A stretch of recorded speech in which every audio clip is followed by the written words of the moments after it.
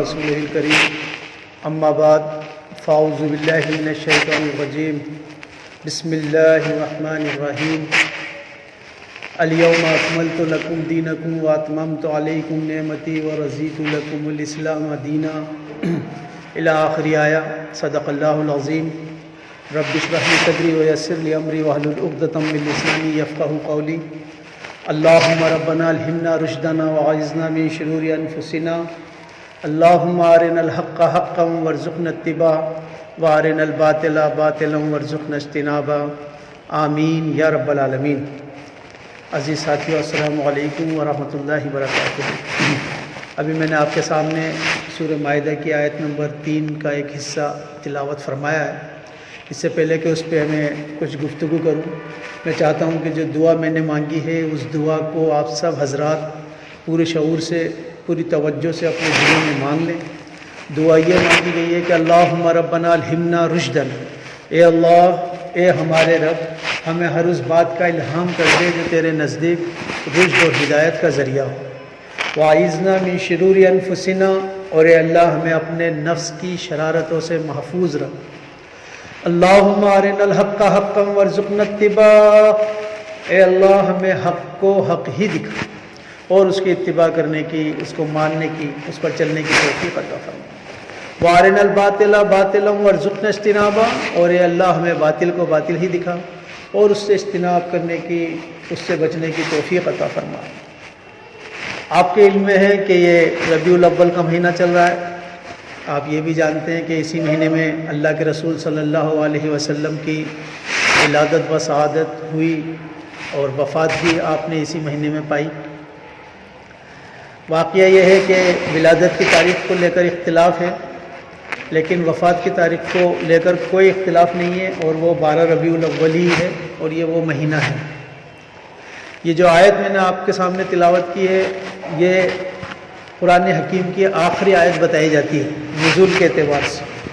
الیوم اکملت لکم دینکم واتممت علیکم نعمتی ورضیت لکم الاسلام دینا، کہ آج کے دن ہم نے اپنی نعمت کو اتمام کر دیا اور اس دین کو کامل کر دیا.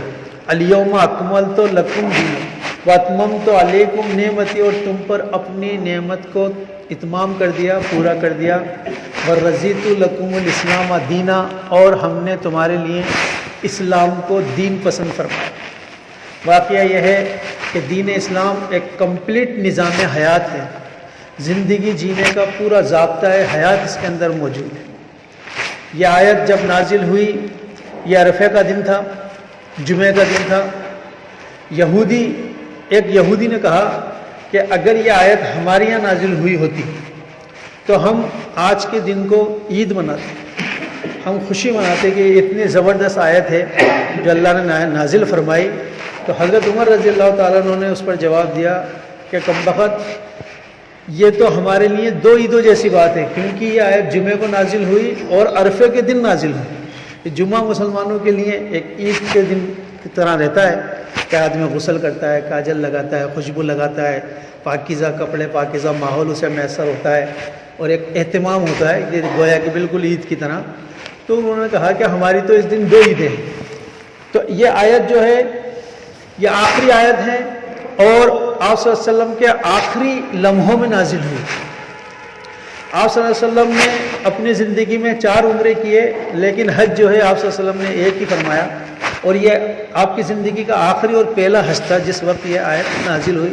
میدان عرفات ہے، 1.25 لاکھ کا مجمع وہاں موجود ہے. آپ صلی اللہ علیہ وسلم اپنی تعلیمات کو فنیشنگ ٹچ دیتے ہیں اور ایک خطبہ ارشاد فرماتے ہیں، اور اس خطبے کے لیے کہا جاتا ہے کہ حجۃ الوداع کا خطبہ یا آخری خطبہ، یا خطبہ حجۃ الوداع بھی اس کو کہتے ہیں. آپ صلی اللہ علیہ وسلم نے ممبر پر تشریف رکھی اور فرمایا، اے لوگوں میری بات دھیان سے سنو، ہو سکتا ہے کہ میں تمہیں اگلے سال یہاں سے خطاب نہ کر سکوں. تو واقعہ یہ ہے کہ وہ چلنے چلانے کا مسئلہ ہے. صحابہ اکرام خاموش ہیں بالکل، کیونکہ دین کامل ہو چکا ہے، آیت بھی نازل ہو چکی ہے. اب آپ صلی اللہ علیہ وسلم کہہ رہے ہیں، ایک گواہی لیتے ہیں آپ صلی اللہ علیہ وسلم، کیا میں نے تم تک دین پہنچا دیا؟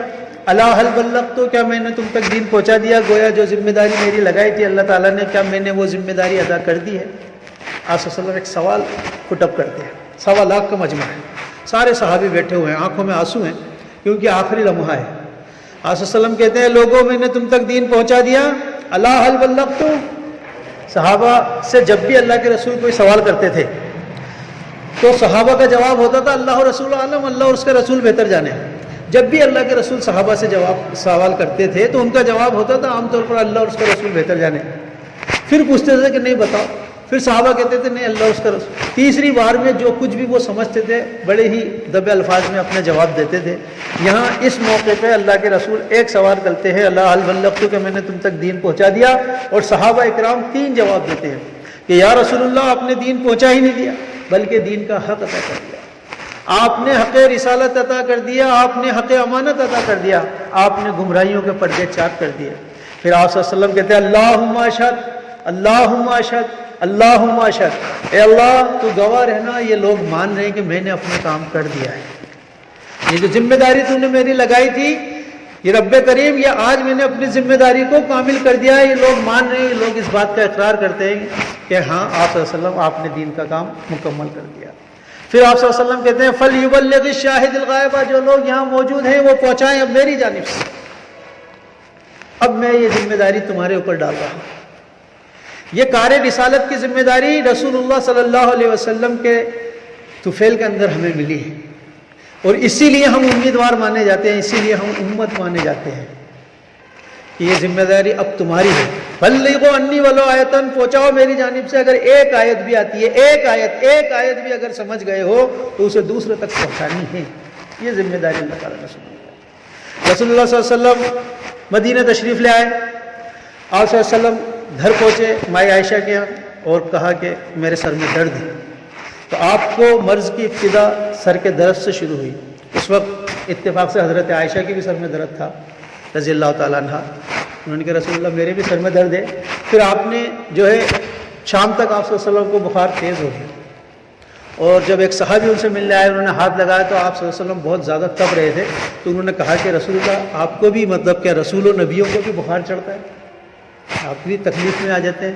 تو آپ صلی اللہ علیہ وسلم نے کہا کہ ہمیں تو ایک مرد نہیں بلکہ 2 مردوں کی طرح جو ہے بخار چڑھتا ہے.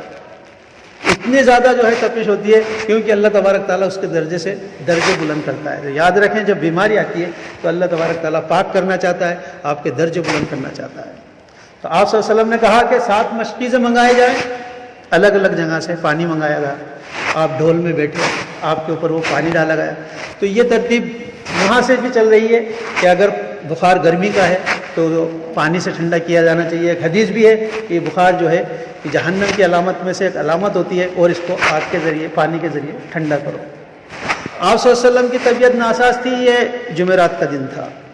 آپ صلی اللہ علیہ وسلم تمام اپنی بیویوں کا جاتے, جیسا کہ آپ کا معمول تھا عصر کے بعد آپ صلی اللہ علیہ وسلم تمام اپنی بیویوں کے جاتے تھے, ملاقات کرتے تھے, ان کی کوئی فرمائشیں وہ پوری کیا کرتے تھے, کوئی ضرورت ہے.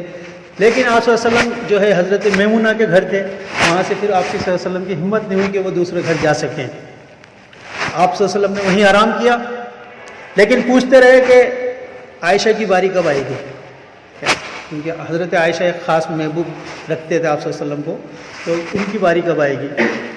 تو بیویوں نے اندازہ لگا لیا کہ حضور صلی اللہ علیہ وسلم وہیں جانا چاہتے ہیں. سب نے مشورہ کر کے ان کو گھر بھجوا دیا کہ ہم تو آپ کے ساتھ خوش ہیں, ہم وہیں پر ہی رہیں گے, آپ کے ساتھ رہیں. آپ صلی اللہ علیہ وسلم سب کے یہاں جاتے تھے, رکتے اس کے یہاں تھے جس کا نوحہ جس کی نمبر ہوتا تھا, لیکن یہ ہے کہ مائی عائشہ کے گھر پہنچا دیا گیا.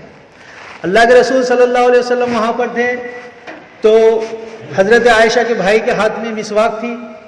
حضرت عائشہ سے آپ صلی اللہ علیہ وسلم نے اشارہ کیا کہ مسواک چاہیے, تو حضرت عائشہ نے اسے اپنے منہ سے جو ہے نرم کر کے آپ صلی اللہ علیہ وسلم کو دی. آپ صلی اللہ علیہ وسلم نے مسواک کی. آپ صلی اللہ علیہ وسلم نے پوچھا نماز کا کیا معاملہ ہے, تو انہوں نے کہا کہ لوگ آپ کا انتظار کر رہے ہیں. آپ صلی اللہ علیہ وسلم نماز کو جانا چاہتے تھے لیکن بے ہوش ہو گئے. پھر آپ صلی اللہ علیہ وسلم دوبارہ پھر ہوش میں آئے. حضرت فاطمہ آپ سے ملنے آئیں, آپ کی بیٹی صاحبزادی آپ کی. تو آپ صلی اللہ علیہ وسلم جب بھی وہ آتے تھی تو آپ صلی اللہ علیہ وسلم کھڑے ہو جایا کرتے تھے, لیکن آج آپ کھڑے بھی نہیں ہو سکتے تھے. تو وہ ان کے اوپر جا کے گر گئی اور بہت زور سے رونے لگی, اتنی روئیں کہ اہل بیت سارے رونے لگے. تو پھر حضور صلی اللہ علیہ وسلم نے ان کے کان میں کچھ کہا, اس کے بعد وہ تھوڑا مسکرائیں. حضرت عائشہ کہتی ہے کہ اس وقت ان کا مسکرانا مجھے سمجھ میں آیا نہیں کہ یہ ماحول تو ایسا ہے اور یہ مسکرا رہی ہے. لیکن انہوں نے بتایا حضور صلی اللہ علیہ وسلم نے یہ کہا تھا کہ میرے بعد تم ہی سب سے پہلے مجھ سے ملو گی. تو پھر جب میری ملاقات ہونی ہے، یعنی کہ آپ کے بعد انتقال سب سے پہلے پھر حضرت فاطمہ کا ہی ہونا ہے، تو وہ خوش ہو گئی تھی اس بات کو لے کر۔ بہرحال آپ صلی اللہ علیہ وسلم نے کہا کہ میرے گھر میں وہ 7 دینار تھے، انہیں صدقہ کر دو، کہ اللہ کے رسول کہتے تھے کہ میں اس حال میں اللہ سے نہیں ملنا چاہتا کہ میرے پاس کچھ ہو، رات ہی جو دینار آئے تھے کسی کی طرف سے اس کو صدقہ کر دیجئے، یہ کہہ کے پھر آپ بے ہوش ہو گئے۔ پھر آپ صلی اللہ علیہ وسلم کو تھوڑی دیر میں ہوش آیا اور انہوں نے کہا کہ میں جانا چاہتا ہوں مسجد کی طرف، تو حضرت فضل عباس اور حضرت ابوبکر کے بیٹے دونوں جو ہے کندھوں میں ہاتھ ڈال کے آپ صلی اللہ علیہ وسلم کو لے کر گئے۔ راوی کہتے ہیں کہ آپ صلی اللہ علیہ وسلم کے قدم جو ہے پنجے گھستے ہوئے جا رہے تھے۔ آپ صلی اللہ علیہ وسلم نے وہاں وضو کیا، آپ صلی اللہ علیہ وسلم نے لیکن ہمت نہیں ہو رہی تھی، ابوبکر کو اشارہ کہا کہ آپ نماز پڑھائیں، اور آپ صلی اللہ علیہ وسلم ان کے آگے بیٹھ گئے۔ نماز کے بعد آپ صلی اللہ علیہ وسلم ممبر پہ بیٹھے، تیسرے ممبر تک بھی آپ سے بیٹھا نہیں جا رہا تھا، آپ دوسرے ممبر پر بیٹھے اور آپ نے کہا السلام علیکم، اور میں تمہیں سلام کرتا ہوں، اور عزکم اللہ، اللہ تمہیں عزت بخشے، رفعکم اللہ، اللہ تمہیں رفعت بخشے، رزقکم اللہ، اللہ تمہیں رزق بخشے۔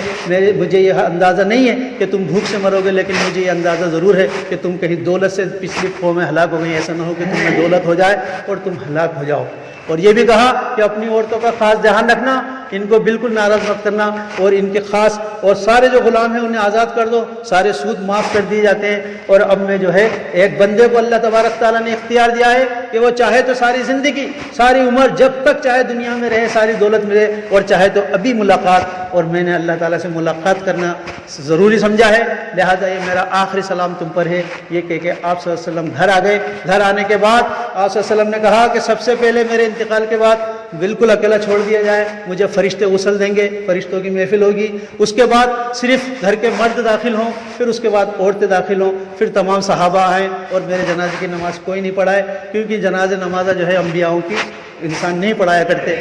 اسی طرح اللہ کے رسول صلی اللہ علیہ وسلم، اور پھر امام الانبیاء ہیں آپ، تو آپ صلی اللہ علیہ وسلم نے اتنے میں جو ہے اللہ کے رسول صلی اللہ علیہ وسلم حضرت عائشہ کی گودی میں سر رکھتے ہیں۔ حضرت عائشہ کہتی ہیں کہ اللہ تعالیٰ نے مجھے اتنا اعزاز بخشا کہ اللہ کے رسول صلی اللہ علیہ وسلم کا جب انتقال ہوا تو گھر بھی میرا تھا، گودی بھی میری تھی، باری بھی میری تھی، اور آخری جو لعاب اللہ کے رسول کے اندر جو داخل ہوا وہ میرا ہی لعاب تھا، وہ مسواک کے ذریعے سے، اور آخری لعاب جو اللہ کے رسول کا داخل ہوا وہ میرے میں ہی داخل ہوا، وہ اس مسواک کی وجہ سے۔ پھر اللہ کے رسول صلی اللہ علیہ وسلم نے کہا کہ عائشہ تم سائڈ ہو جاؤ، حضرت جبرائیل آئے ہیں۔ جبرائیل نے سلام کیا کہ اجازت چاہتے ہیں اندر آنے کے لیے، آپ نے اجازت دی، اور پھر کہا کہ اب ملک الموت کھڑی ہے، وہ بھی انتظار چاہتی ہے، اجازت چاہتی ہے۔ آپ صلی اللہ علیہ وسلم نے کہا اجازت ہے۔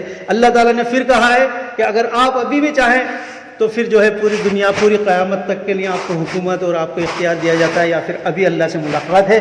اللہ حضور صلی اللہ علیہ وسلم نے کہا نہیں، اب میں اس دنیا میں نہیں رہنا چاہتا ہوں، لہٰذا اللہ تبارک تعالیٰ کی طرف سے اللہ کے رسول صلی اللہ علیہ وسلم کی روح کر لی گئی۔ انا للہ و انا الیہ راجعون۔ آپ درود شریف پڑھ لیجیے، اللہم صلی علی محمد وعلی آل محمد کما صلیت علی ابراہیم وعلی آل ابراہیم انک حمید مجید، اللہم بارک علی محمد وعلی آل محمد کما بارکت علی ابراہیم وعلی آل ابراہیم۔ جن حضرات نے سنت ادا نہ کی، سنت